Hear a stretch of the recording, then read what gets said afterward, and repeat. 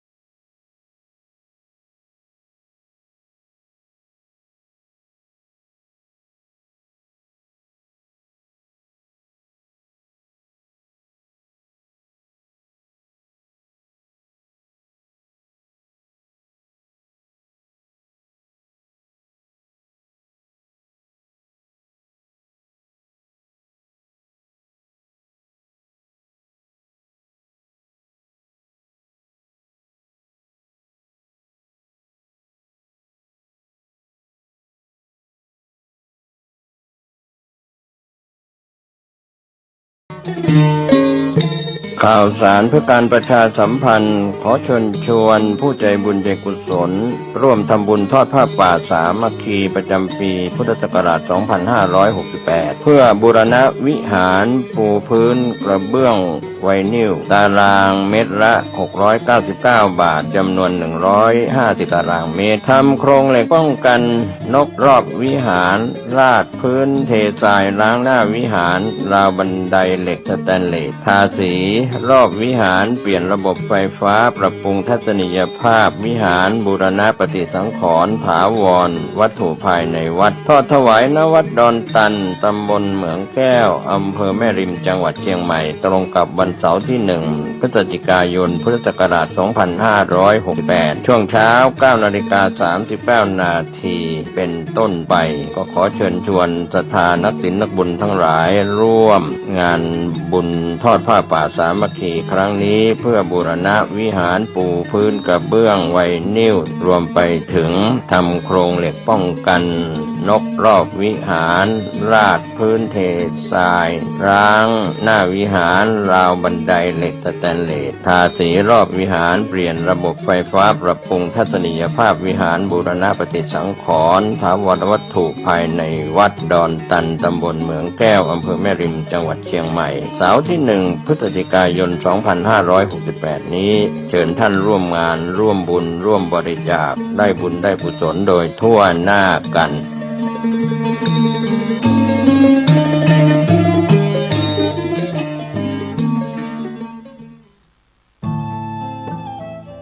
ท่านกำลังติดตามรับฟังสถานีวิทยุกระจายเสียงพระพุทธศาสนาแห่งชาติและสังคมคลื่นเพื่อการศึกษาพระพุทธศาสนาและวัฒนธรรมระบบ FM 104.5 เมกะเฮิรตซ์ รายการต่อไปเป็นรายการคดีโลกคดีธรรม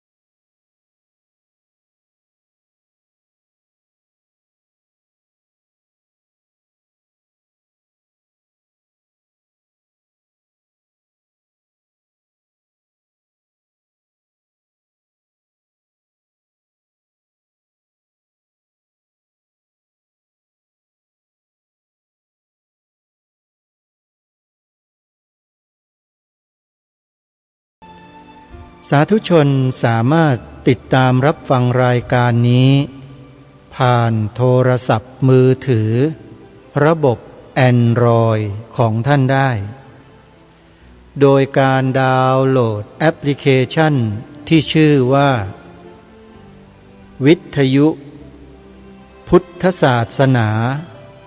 ทั่วไทยแอปพลิเคชันนี้รวบรวมสถานีวิทยุ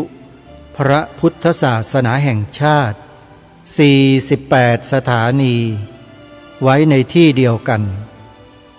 เพื่ออำนวยความสะดวกในการศึกษาเรียนรู้ธรรมะจากครูบาอาจารย์มากมายหลากหลายที่ทางสถานีได้นำมาถ่ายทอดให้กับพวกเราได้สดับรับฟังกันรายการคดีโลกคดีธรรมนั้นเป็นรายการอนุรักษ์นิยมไม่ใช่รายการธรรมะไม่ใช่รายการฝักใฝ่การเมืองแต่เป็นรายการอนุรักษ์นิยมอะไรก็ตามที่เป็นไทยแล้วรายการนี้ยินดีสนับสนุนส่งเสริมเต็มที่เหมือนอย่างที่ทางรายการได้นำเสนอผ่านมาตลอดระยะเวลา20 ปีก็พูดในลักษณะเช่นนี้มาโดยตลอดหากมีสถานการณ์อะไรที่กำลังเป็นที่สนใจของสังคมก็จะหยิบยกมาปรารภบ้างในบางโอกาสแล้วก็นำหลักธรรมในบางข้อมาให้พวกเราได้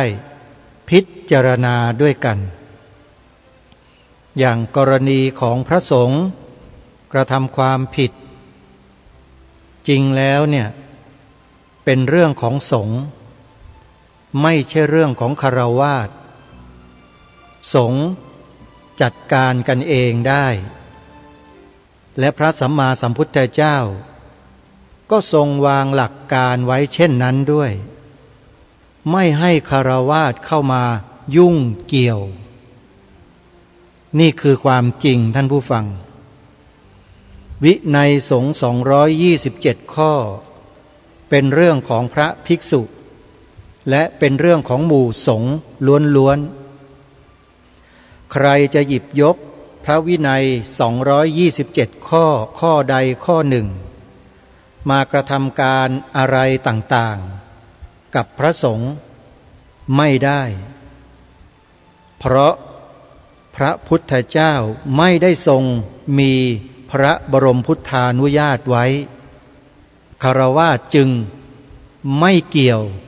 กับเรื่องของอาบัติของสงฆ์นี่คือสิ่งที่ทางรายการได้นำเสนอผ่านมาในต้นสัปดาห์เป็นต้นมานำเสียงของครูบาอาจารย์ที่ตอบปัญหาเรื่องนี้กับญาติโยมท่านก็หยิบยกเรื่องราวในสมัยครั้งพุทธกาลที่มีบันทึกจารึกไว้ในพระไตรปิฎกมาแนะสอนพวกเรากันและมีคำอยู่คำหนึ่งที่ทำให้พระสงฆ์พระพุทธศาสนาจำเริญมาได้จนถึงทุกวันนี้ 2,000 กว่าปีก็คือคำว่าชั่วช่างชีดีช่างสงฆ์หมายความว่าอย่างไรหมายความว่า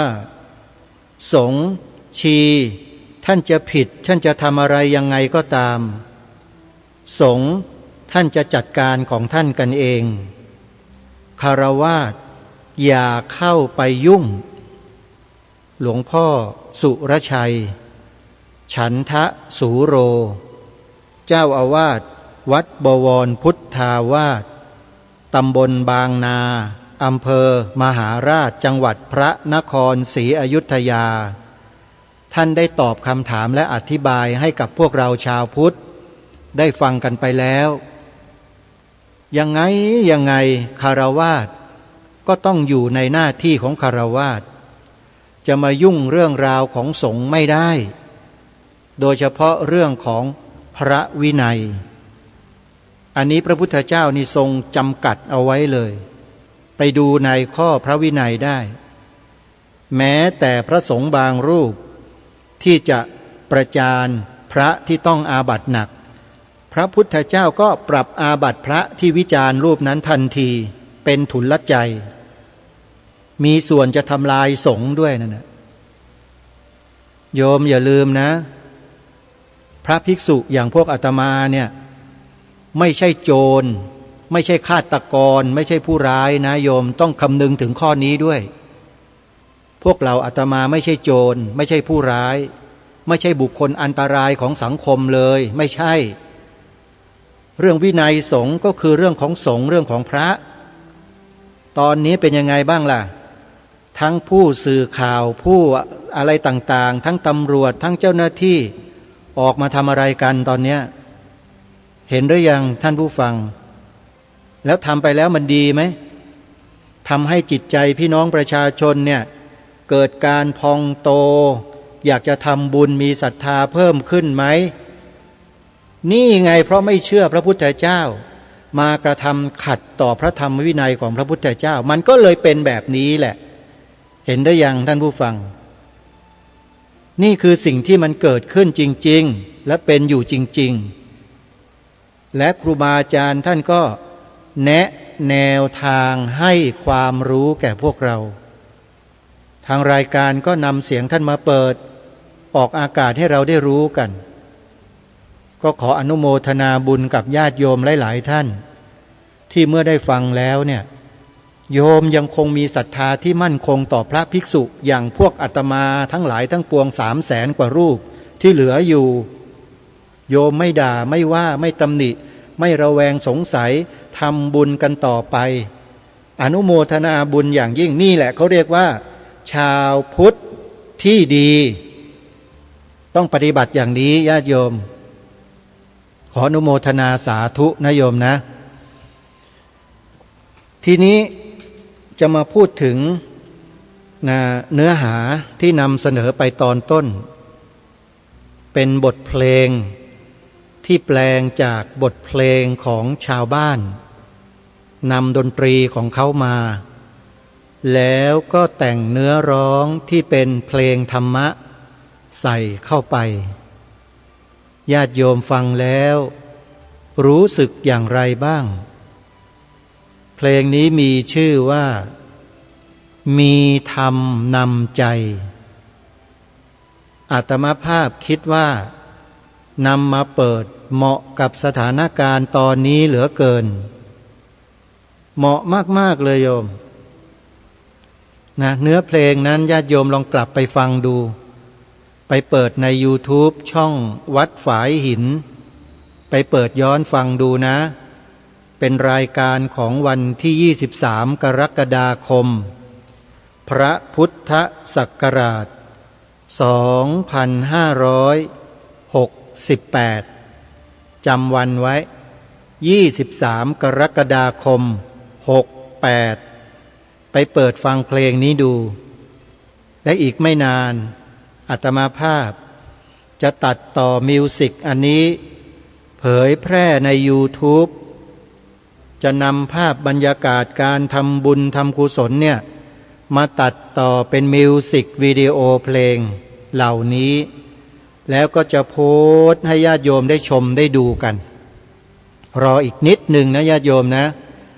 วันนี้ก็นั่งตัดต่อวิดีโอคลิปวิดีโอหลังขดหลังแข็งมาตั้ง 6-8 ชั่วโมงโยมไม่ได้หยุดเลยทำเพื่อเผยแพร่เพื่อให้พวกเราเนี่ยได้รับสิ่งที่ดีๆจากสื่อจากเทคโนโลยีสมัยใหม่ที่มันมีอยู่ทุกวันเนี้ยอาตมาภาพคิดว่ามันเพียงพอแล้วนะสำหรับพวกเราเนี่ยอย่าไปเห่อสิ่งที่มันมาใหม่นะโยมเดี๋ยวมันจะไปกันใหญ่แค่ YouTube แค่ Facebook แค่ TikTok เนี่ยอาตมาภาพคิดว่ามันก็เยอะแล้วนะยังจะไป AI กันอีกเหรอไปกันใหญ่แล้วนะโยมเดี๋ยวมันจะกู่กันไม่กลับนะจะบอกให้ถ้าจิตใจเรายังไม่มั่นคงพอเนี่ยอย่าไปเล่นกับมันนะ อาตมาขอบอกยิ่งเป็นฆราวาสญาติโยมที่อยู่กับบ้านกับเรือนนอนอยู่กับสามีภรรยาลูกเต้าอยู่ด้วยเนี่ยมันไหลตามกันง่ายๆเลยนะโยมนะพระสงฆ์นี่ยังไม่น่าเป็นห่วงเท่าไหร่นะท่านยังฝึกฝนอบรมตนมายังผ่านกระบวนการฝึกฝนตนมาท่านยังพอรู้เท่าทันสิ่งเหล่านี้กันอยู่บ้างครูบาอาจารย์ของเราหลายๆรูปเห็นไหมทำช่องทีวีทำช่องธรรมะเปิดสถานีวิทยุนำเทคโนโลยีสมัยใหม่มาใช้ให้เป็นทาสของพระสัมมาสัมพุทธเจ้าหมดเลยคือนำมาเปิดธรรมะออกอากาศเห็นไหมโยมแล้วอย่างนี้โยมไม่ช่วยสนับสนุนครูบาอาจารย์ที่ทำสถานีวิทยุได้ยังไงโยมต้องช่วยนะอย่างน้อยๆเนี่ยโยมบริจาคเป็นค่ากระแสไฟฟ้าเดือนละเท่าไหร่ที่โยมทำได้ทำไปเลยโยมตั้งแต่นู่นสถานีวิทยุวัดหนองกายแม่แตงเชียงใหม่วัดฝายหินอำเภอเมืองเชียงใหม่พร้อมด้วยสถานีวิทยุเครือข่ายในภาคเหนือทั้งหมดทางภาคอีสานก็เช่นสถานีวิทยุวัดบ้านปลาคูนอำเภอโพนทรายจังหวัด101วัดอารามมงคลอำเภอยางตลาดจังหวัดกาฬสินธุ์วัดศรีอุดมวงศ์อำเภอวังสะพุงจังหวัดเลยวัดป่าจริยธรรมอำเภอนาด้วงจังหวัดเลยวัดสามชุกอำเภอสามชุกจังหวัดสุพรรณบุรีพร้อมด้วยเครือข่ายทั้งหมดโยมไม่ช่วยครูบาอาจารย์ที่ท่านอดหลับอดนอนเสียสละเวลาของท่านมาเปิดธรรมะออกวิทยุ24ชั่วโมงเนี่ยโยมจะไม่สนับสนุนครูบาอาจารย์เหล่านี้เลยหรือทำหน่อยเถอะโยมให้ท่านมีกำลังใจกันบ้างวัดหนองกายเนี่ยท่านกำลังสร้างอุโบสถยังไม่แล้วเสร็จจะจัดงานกฐินสามัคคีในวันที่11ตุลาคมนี้เนี่ยออกพรรษาแล้วเนี่ยนะโยมญาติโยมไม่ร่วมทำบุญกับท่านนี่ก็แย่แล้วนะได้ประโยชน์จากท่านเยอะแยะทุกวันฟังธรรมะทุกวันโยมไม่เห็นคุณค่าของครูบาอาจารย์วัดวาอารามที่ทำงานเผยแผ่พระพุทธศาสนาแบบนี้เลยหรือโยมไปทำบุญให้กับใครกันอยู่ล่ะโยมไปไหว้พญานาคไปไหว้ต้นตะเคียนไปไหว้พ่อปู่แม่ปู่ที่ไหนกันอยู่ล่ะโยมพระสงฆ์ตัวเป็นๆทำงานให้โยมเห็นได้ยินได้ฟังกันอยู่ทุกวันเนี่ยโยมไปช่วยครูบาอาจารย์กันนะโยมนะไม่ได้ว่าอะไรนะโยมอาตมาเป็นคนเสียงดังโยมอย่าไปถือสาในใจไม่มีอะไรหรอก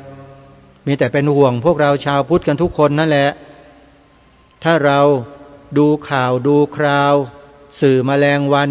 พ่นเชื้อให้ทุกวันแล้วถ้าเราใจฝ่อใจเหี่ยวใจแห้งมันก็แย่เท่านั้นแหละพระพุทธศาสนาในเมืองไทยเราจบเลยนะถ้าญาติโยมเหี่ยวแห้งกันเนี่ยเพราะฉะนั้นอย่าเหี่ยวแห้งกันนะโยมพระสงฆ์ดีๆทำหน้าที่กันอีกเยอะในบ้านเมืองเนี่ยไอ้ที่เสียก็เสียไปธรรมดาก็สึกไปอยู่กับพ่อกับแม่เพราะว่าห่างอ้อมอกพ่อแม่มาตั้งแต่เด็กๆไม่เคยได้ผ่านประสบการณ์เสียวๆเหล่านี้โยมก็เป็นธรรมดาที่ท่านจะตะบะแตกได้ก็ไปอยู่กับพ่อแม่ครอบครัวไปทำมาหากินกันเป็นคนดีของสังคมได้คิดแบบนี้มันก็ไม่มีปัญหาอะไรเนี่ยเอาที่เหลืออยู่ก็ทำหน้าที่กันต่อไปเราก็ช่วยกันสนับสนุนกันต่อไปก็ไม่เห็นเป็นอะไรในบ้านเมืองมันก็ไม่ได้ฉิบหายวายป่วงเพราะพวกเราซะหน่อยจริงไหมใครบอกว่าพระสงฆ์เหล่านี้ทำให้บ้านเมืองฉิบหายมั่งที่ทำเสียกันเนี่ยใช่หรือเปล่าโยมบ้านเมืองเศรษฐกิจย่ำแย่เศรษฐกิจพังทะเลาะเบาะแว้งการเมืองตีกันด่ากันเนี่ยพระสงฆ์หรือเปล่าไม่เกี่ยวเลยไม่มีเลยหรือชักน้ำเข้าลึกชักศึกเข้าบ้าน ดึงเอาพวกชาวต่างประเทศที่นับถือศาสนาอื่นมาฝังตัวในประเทศแล้วสวมบัตรประชาชนให้เป็นล้านๆคนพระสงฆ์เป็นคนทำเหรอภัยความมั่นคงชัดๆเห็นไหมไม่มีพระสงฆ์ศึกออกไปก็ไปทำหน้าที่เป็นคนดีเป็นหูเป็นตาให้กับบ้านเมืองได้อีกด้วยจริงอาตมาภาพเองก็เหมือนกันโยมถ้าพูดถึงว่าอยู่ไม่ได้เนี่ยนะเบื่อเซ็งอยากจะไปอยู่เป็นฆราวาสศึกไม่เห็นเป็นไรเลยอยากจะบวชก็มาบวชใหม่ได้มันจะไปแน่นอนอะไรที่ไหนล่ะโยมแต่ตอนนี้ความคิดนั้นยังไม่เกิดนะโยมนะนั้นยังไม่เกิดวันไหนมันจะเกิดก็ไม่ทราบแต่จะเกิดด้วยเหตุอย่างที่เป็นกันนั้นไม่ใช่แน่นอนโยมแต่อาจจะเป็นเหตุอื่นเช่นเหตุทางเศรษฐกิจคือสู้ไม่ไหวอยู่ไม่ได้ไม่มีค่าไฟค่าน้ำไม่มีปัจจัยเลี้ยงดูโยมมารดาที่ยังเหลืออีกหนึ่งชีวิตก็สึกไปหากินเลี้ยงดูแม่ก็แค่นั้นเองโยมแต่ญาติโยมก็ยังกรุณายังศรัทธายังถวายอาตมาภาพให้ได้ใช้ได้สอยไปบ้างเป็นเดือนไปก็พออยู่ได้โยมเสียค่าไฟค่าน้ำค่าโทรศัพท์เดินทางค่าภัตตาหารบ้างอะไรบ้างเลี้ยงดูโยมแม่แค่นี้ก็อยู่ได้แล้วโยมอาตมาไม่ได้หวังอะไรมากมายหรอกแต่ถ้ามันไม่ไหวจริงๆมันหมดจริงๆไม่มีใครศรัทธาไม่มีใครช่วยอาตมาก็อาจจะตัดสินใจก็ได้ใช่ไหมฮะมันไม่แน่นอนหรอกชีวิตคนเราบวชมานี่ไม่ใช่อรหันต์นะโยมเป็นปุถุชนลูกชาวบ้านเหมือนกันแต่เผอิญโชคดีหน่อยว่าได้เข้ามาแล้วศึกษาเล่าเรียนได้ปฏิบัติได้ทำกรรมฐานมันก็เลยรู้ว่าชีวิตนี้มันควรจะดำเนินกันอย่างไรจะอยู่กันยังไงจะทำอะไรก็อย่างที่โยมทราบโยมเห็นอาตมานี่แหละก็ทำอยู่ทุกวันเนี่ยโยมหลายคนก็บอกว่าทำอะไรท่านเห็นแต่บ่นก็โยมฟังไม่ได้สับแล้วจับไปกระเดียดมันก็เลยเป็นอย่างนั้นแหละบ่นที่ไหนนะโยมฟังให้ดีไม่เชื่อโยมไปถามแม่จันทิพย์ดูที่อาตมาบ่นเหรอไม่ได้บ่นพูดให้ฟังพูดให้คิดแล้วก็รณรงค์ให้ทำตามใครไม่ใช่ตามอาตมาเดินตามรอยเบื้องพระยุคลบาทคือให้ทุกคนเนี่ยหันมาให้ความสำคัญกับความเป็นชาติบ้านเมืองกับความเป็นไทยของเราให้มากๆอย่าไหลไปตามกระแสทุกวันนี้กระแสมันมากมายหลากหลายเหลือเกินดูเหมือนดีนะดูเหมือนดีนะโยมแต่มันไม่ใช่อ่ะมันไม่ดีนะฮะโยมคิดว่าไงถ้าดีจริงเนี่ยจะชวนกันไปทะเลาะเบาะแว้งไปเข็นฆ่าล้างทำลายกันทำไมไปด่ากันทำไมไปเกลียดคนไทยด้วยกันทำไมนะถ้าดีจริงใช่ไหมคนดีจริงต้องชวนให้คนไทยมารักสามัคคีกันมันถึงจะเรียกว่าดีจริงถูกไหมแต่การระดมคนไปทะเลาะไปเกลียดชังกันเนี่ยโยมว่าใช่หรือเปล่าใช่ไหมโยมนอกเสียจากว่า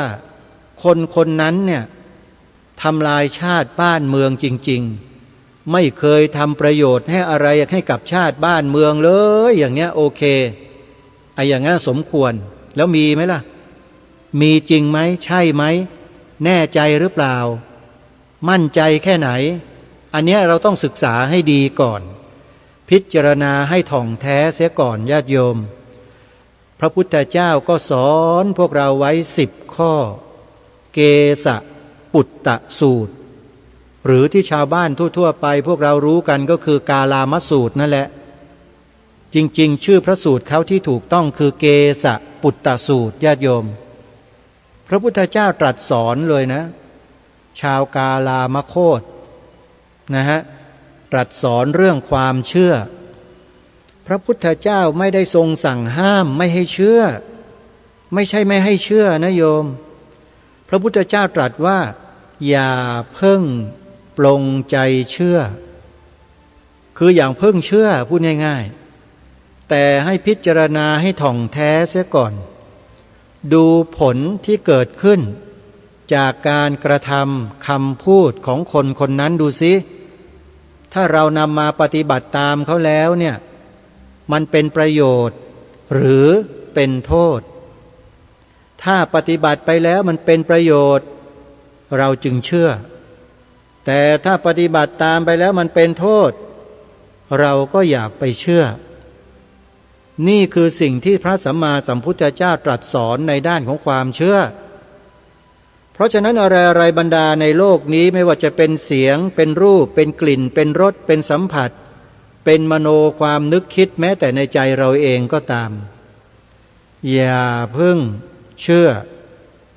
อย่าเพิ่ง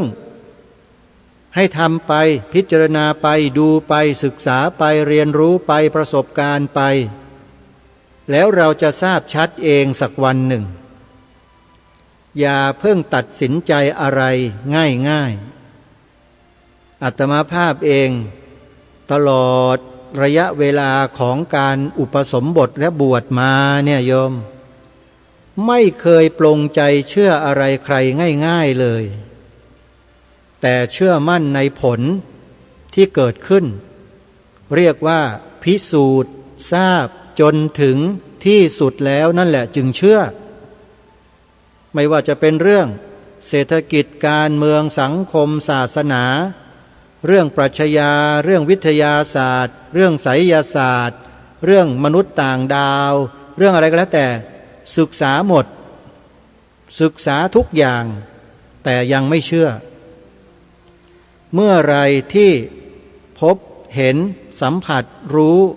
ในเชิงประจักษ์แจ้งแล้วว่าสิ่งนั้นคืออะไรเป็นโทษหรือเป็นประโยชน์ต่อตนเองต่อสังคมส่วนรวมนั่นแหละจึงจะเชื่อได้ทุกวันนี้ก็ยังไม่ได้เชื่ออะไรไม่ได้ปลงใจเชื่ออะไรเลยนะแต่จะว่าไม่เชื่ออะไรเลยก็ไม่ใช่นะเชื่อพระสัมมาสัมพุทธเจ้านี่เชื่อมาตั้งแต่พรรษาแรกแล้วอันนี้ขอบอกไว้หน่อยนะโยมไม่ใช่ไม่เชื่อพระองค์นะเชื่อมาตั้งแต่พรรษาแรกแล้วที่บวชอะทำไมเชื่อง่ายจังใช่ไหมอาตมานี่บวชให้แม่รับปากว่าบวชให้พรรษาหนึ่งหลังจากปลดทหารออกมาได้เดือนกว่าก็บวชเลยโยมใช้ชีวิตออกมาได้แค่เดือนกว่าก็บวชมาจนถึงวันเนี้ยพอบวชแล้วกะว่าพรรษาเดียวก็ขยันท่องบทท่องมนต์ที่ครูบาอาจารย์ท่านแนะนำท่านสอนท่านบอกท่องทุกวันเลยตื่นเช้ามาครองผ้าตะวันยังไม่ขึ้นออกไปนอกศาลานอกกุฏิแล้วไปจุดเทียนท่องหนังสือกันอิติปิโสภะคะวาอะระหังสัมมาสัมพุทโธวิชชาจารณะสัมปันโนสุขโตโลกวิทูอนุตตโรปุริสรามาสาริติสัทธาเทวมนุสสังพุทโธภควาติท่องจนคล่องปากบทสวดมนต์ที่ไปสวดมนต์ฉันเพลที่ไหนท่องสิริติติมติเตโชชยสิทธิมหิติมหาคุณาปริเมตปุญญาธิการัสสะพันตรายานิวารณสมัทธสัพพะโตระโตสัมมาสัมพุทธัสสะตวติงสมหปุริสกนานุภาเวนะอสิตยานุปัญญชนานุภาเวนะท่องจนคล่องปากกะว่าท่องแล้วจะได้ไปสวดมนต์เขาไม่ติดตะกุกตะกักเวลาญาติโยมนิมนต์ไปฉันเพลที่บ้านปรากฏว่าอยู่ได้ไม่ถึงเดือนปรากฏว่ามันต้องมีเหตุให้อาตมาต้องย้ายวัดไอ้ที่ย้ายวัดไม่ใช่เขาไล่หรือว่ามีทะเลาะเบาะแว้งกับใครนะโยมไม่ใช่มันเกิดศรัทธาอย่างแรงกล้าต้องการไปปฏิบัติวิปัสสนากรรมฐานใจมันไปแล้วโยมไม่สนใจวัดที่อยู่ทุกวันนี้แล้วมันเป็นอย่างนั้นเขาเรียกว่าจะบอกว่าเป็นธรรมสัญญาเก่าก็ได้จะบอกว่าเป็นบุญเก่าที่เคยสร้างมาก็ได้ไม่มีผิดหรอกโยมเพราะคนเราถ้าไม่ได้สั่งสมสิ่งเหล่านี้มาเนี่ยยังไงมันก็ไม่มีสิทธิ์ไม่มีโอกาสที่จะได้ไปปฏิบัติแบบนี้หรอกนอกจากคนที่สั่งสมมาจริงๆอาตมาภาพก็เป็นหนึ่งในหลายๆท่านนั่นแหละที่ได้มีโอกาสไปอยู่ในสำนักปฏิบัติวิปัสสนากรรมฐานยุบหนอพองหนอนี่แหละโยมคือสายปฏิบัติที่อาตมาภาพได้เข้าไปเรียนศึกษาปฏิบัติเรียนรู้ตลอดพรรษานั้น พอออกพรรษาแล้วก็ยังภาวนายังปฏิบัติอยู่ต่อเนื่องตลอดเลยจนเกิดสภาวะบางสิ่งบางอย่างขึ้นเป็นอะไรไม่รู้บอกไม่ถูกแต่จิตใจนั้นมันนิ่งมันเฉยมันรู้มันเห็นมันเข้าใจไอ้สภาวะที่มันตั้งอยู่ดับไปเกิดขึ้นตั้งอยู่ดับไปเกิดขึ้นตั้งอยู่ดับไปเนี่ยอยู่ตลอดเวลาจิตมันอยู่กับอารมณ์ปัจจุบันแบบนั้นมันก็ปรากฏว่าอยู่ได้มาในสำนักเนี่ย2 พรรษาใจเนี่ยตั้งแล้วตั้งเป้าไว้แล้วแหละ2 พรรษานี้จบแล้วเนี่ยจะดิ่งแล้วโยมจะไปเลยจะไปลึกเลยนะคือจะเข้าป่าแล้วไปไหนหนองป่าพงอันนี้เล่าประสบการณ์ส่วนตัวให้ฟังนิดนึงครูบาอาจารย์ที่เคารพครับพอ2 พรรษาแล้วใจนี่มุ่งเป้าไปอยู่หนองป่าพงแล้วเพราะมีความศรัทธาเป็นพิเศษมาก่อนเพราะรู้ว่าครูบาอาจารย์สายวัดหนองป่าพงมีหลวงปู่ชาเป็นต้นเนี่ยเป็นสุดยอดของพระปฏิบัติที่ขัดเกลาดีเหลือเกินมีระเบียบวินัยที่สุดเท่าที่เคยมีมาก็เลยตั้งใจจะไปพอถึงวันหนึ่งเจ้าอาวาสวัดที่เราไปปฏิบัติธรรมนี่แหละเจ้าอาวาสนี่แหละเดินไปเคาะประตูกุฏิตอนตี 5กว่าเรียกชื่ออาตมาก็ขานรับครับเปิดประตูออกมาแกรดไปเก็บผ้าบาทไปกับผมไปไหนพระอาจารย์เอ้าไปวัดหนองบ่อพงไงไปด้วยกันปรากฏว่าอาตมาภาพไม่มีบุญญาติโยมเพราะว่ารับปากกับหลวงลุงที่วัดมหาธาตุกรุงเทพซึ่งเป็นพี่ชายของแม่แท้ๆเนี่ยรับปากท่านไว้แล้วว่าพรรษานี้จะไปจำพรรษาอยู่กับท่านที่กรุงเทพทำไมต้องไปเพราะท่านบอกว่าไม่มีลูกศิษย์ดูแลท่านเป็นพระที่ตาบอดโยมตาบอดทั้ง2 ข้างไม่มีลูกศิษย์เหลืออยู่ในกุฏิอาตมาภาพก็เลยต้องไปเลยอดไปอยู่หนองป่าพงเลยโยมแปลว่าไม่ได้ทำบุญมาก็เลยต้องยอมรับสภาพของตนเองเพราะเนื่องจากว่าหลวงลุงเนี่ย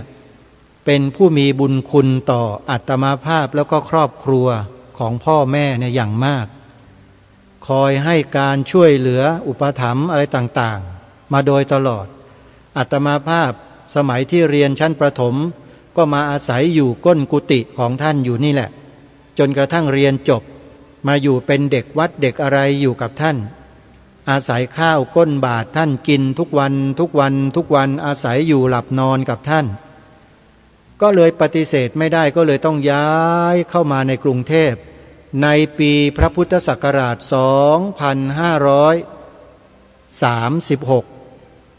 มาอยู่ที่กรุงเทพเนี่ยปี36จนถึงวันนี้โยมนับสิกี่ปีแล้วเนี่ยปีนี้ปี68เอา68ไปลบ36ไปลบ36เหลือเท่าไหร่นั่นแหละอาตมาภาพมาอยู่ที่เนี่ยเท่านั้นแล้วนะและทุกวันนี้อาตมาภาพเองนะตั้งแต่มาอยู่ที่วัดนี้เนี่ยก็ไม่เคยที่จะกระเฮี้ยนกระหือรือ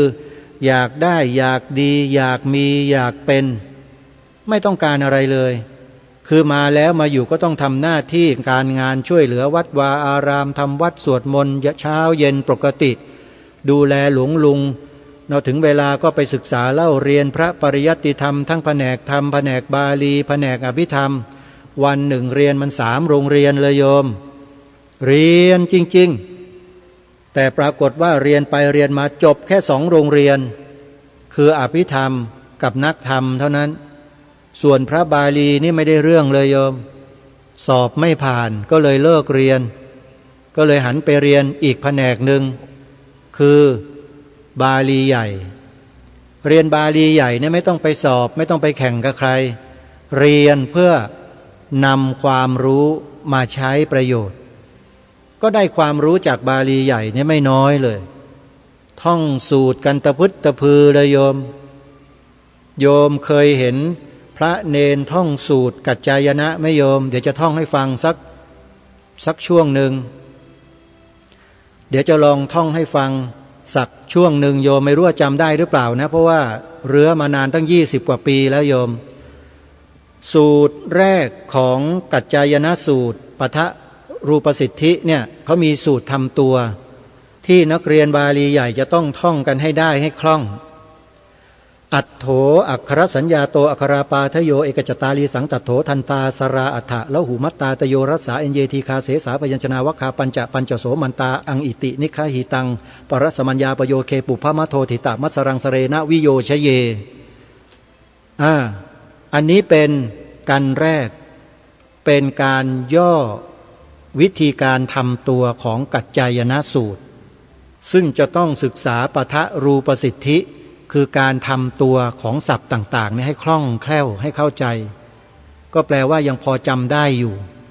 นี่คือการเรียนโยมถ้าเรียนถ้าท่องนะมันจะคล่องปากและมันจะไม่มีวันลืมยกเว้นเสียแต่ว่าหายไปสนิทเลยแล้วก็กลับมาไม่ได้อย่างนี้ลืมแน่แต่อาตมาภาพนี่ยังพอจำได้อยู่ก็เลยท่องให้โยมฟังกันเรียนบาลีใหญ่ฮะและถูกใจด้วยนะเพราะอะไรรู้ไหมเพื่อนๆที่นั่งเรียนกันอยู่นะมีทั้งพระมหาปรริญญา7 ประโยคโยมที่เป็นคฤหัสถ์ที่เป็นผู้ชายด้วยกันอีก2 ท่านพระสงฆ์อีก1 รูปเรียนไปเราสงสัยอะไรก็ถามอาจารย์ตรงนั้นอาจารย์ก็ตอบซะเดี๋ยวนั้นเลยตอบจนหายสงสัยแล้วก็เรียนกันต่อพอเรียนไปสงสัยก็ถามอีกอาจารย์ก็ตอบเราได้หมดเลยมันก็เลยทำให้เกิดความชอบและสนุกเป็นการส่วนตัวก็เลยเรียนเรื่อยมาเรียนเรื่อยมาจนกระทั่ง2 ปีก็หยุดเรียนเนื่องจากว่าทางวัดแต่งตั้งให้เป็นคณะกรรมการทำงานในวัดแทบจะทั้งวัดเลยโยมก็ไม่รู้เหมือนกันว่าหลวงพ่อเจ้าอาวาสท่านคิดยังไงตั้งให้ทำงานเป็นเลขากองนั้นผู้ช่วยเลขากองนู้นอันนั้นในนี่เต็มไปหมดเลยโยม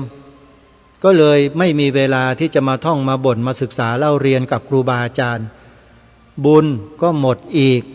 ก็เลยไม่ได้เรียนก็มาทำแต่งานให้กับวัดจนกระทั่งมีผลงานมากมายในวัด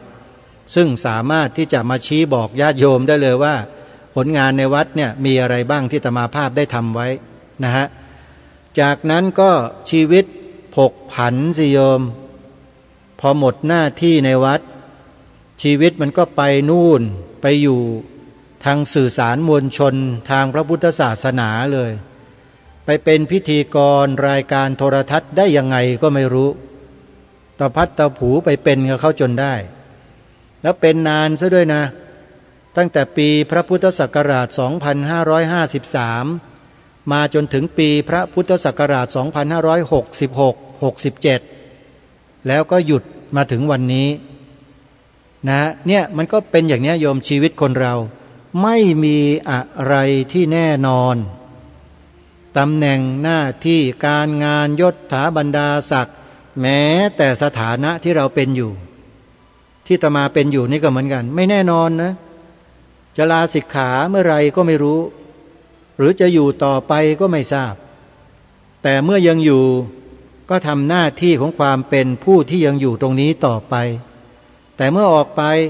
ก็ไปทำหน้าที่ของความเป็นคฤหัสถ์ที่ดีต่อไปก็แค่นั้นเอง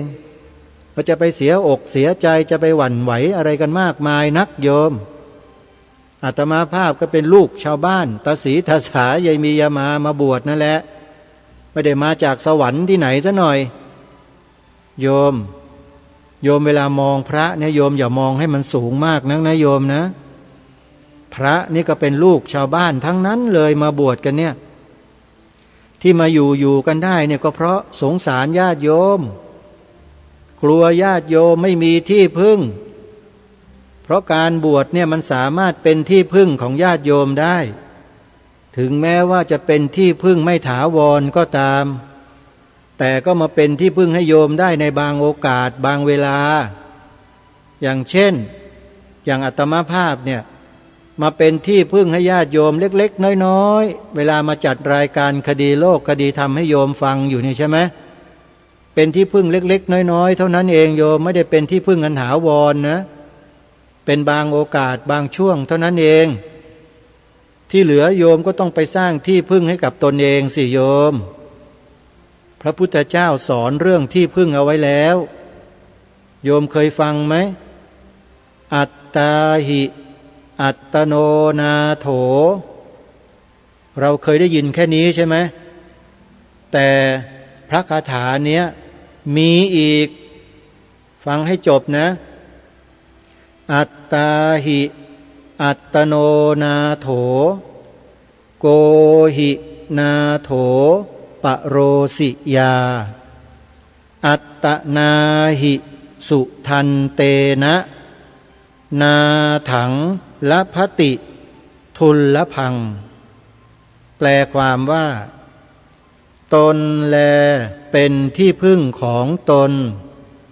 คนอื่นใครเล่าจะเป็นที่พึ่งได้เมื่อคนมีตนฝึกฝนดีแล้วย่อมได้ที่พึ่งที่ได้โดยยากคือการฝึกฝนตนเองให้ได้นั่นแหละคือที่พึ่งที่ดีที่สุดและถูกต้องที่สุดตามคำสอนของพระสัมมาสัมพุทธเจ้าสร้างที่พึ่งให้กับตนเองให้ได้ญาติโยมมีธรรมนำใจไงเหมือนบทเพลงที่เปิดให้ฟังในตอนต้นนะโยมหรือโยมลืมไปแล้วเดี๋ยวเปิดให้ฟังตอนปิดท้ายรายการอีกสักรอบหนึ่งก็ได้นะวันนี้ถือว่าเปิดเพลงธรรมะให้ฟังทั้งต้นทั้งปลายเลยเดี๋ยวมาฟังกันเพลงที่จบไปเมื่อตอนต้นเนี่ยนะเป็นเพลงธรรมะความหมายดีมากๆเลยโยมเวลาฟังเพลงเนี่ยโยมต้องตีความหมายให้ออกเราต้องเป็นนักฟังที่ดีฟังแล้วมันมีชีวิตแล้วก็ได้ประโยชน์แก่ชีวิตของเราด้วยนะฮะเดี๋ยวจบรายการแล้วเปิดให้ฟังอีกรอบหนึ่งเป็นเพลงธรรมะนะขอบอกไว้ก่อนว่าเป็นเพลงธรรมะญาติโยมลองฟังตั้งใจฟังให้ดีๆเถอะแล้วก็คิดตามบทเพลงไปด้วยเหมือนกับฟังเทศกันหนึ่งเลยนะน่ะบทเพลงธรรมะหนึ่งเพลงเนี่ยเราได้ฟังก็เหมือนกับฟังเทศหนึ่งกันนะโยมฟังแล้วต้องให้ได้ประโยชน์เอาละท่านสาธุชนทุกท่านมาสู่ช่วงท้ายของรายการแล้ววันนี้ก็มาปรารภสิ่งละเล็กพันละน้อยให้พวกเราได้ฉุกคิดอะไรๆกันขึ้นมาบ้างโดยนำเอาประสบการณ์ของชีวิตในบางช่วงบางตอนหยิบยกขึ้นมาเป็นอุทาหรณ์ให้กับพวกเราท่านทั้งหลายว่าคนเรานั้นเนี่ยอย่าเพิ่งไปเชื่ออะไรง่ายๆอย่าเพิ่งเชื่อฟังได้ดูได้แต่อย่าเพิ่งไปเชื่อจนกว่าจะพิสูจน์ให้ชัดเจนถูกต้อง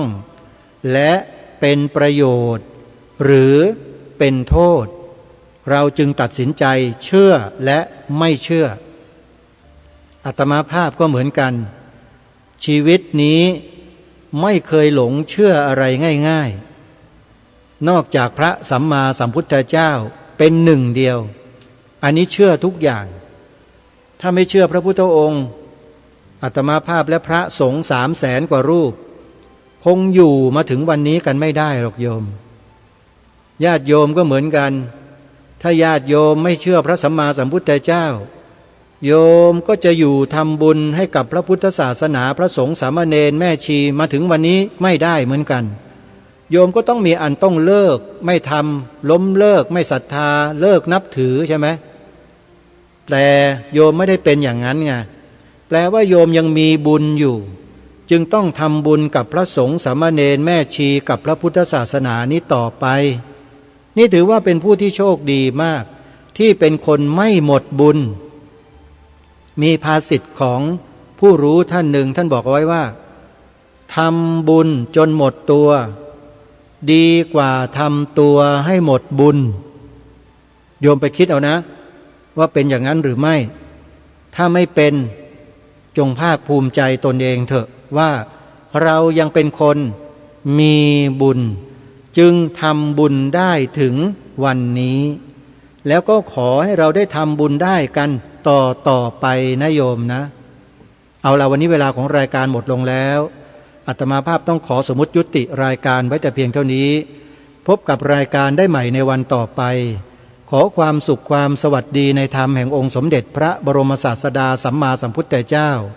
จงปรากฏเกิดมีขึ้นในจิตใจของท่านผู้ฟังทุกท่านทุกคนเทอญขอเจริญพร